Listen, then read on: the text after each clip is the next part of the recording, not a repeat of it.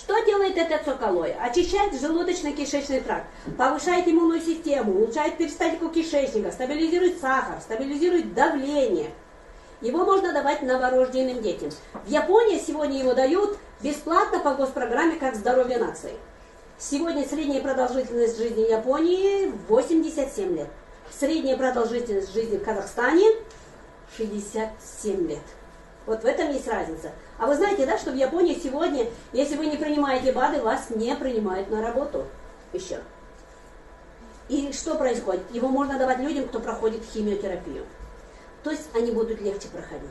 Сразу хочу оговориться, что это не панацея и не лекарство от каких-либо болезней. Просто у него очень серьезный состав. Более 200 компонентов. 20 минералов, 18 аминокислот, 12 витаминов. Когда это все попадает в наш организм,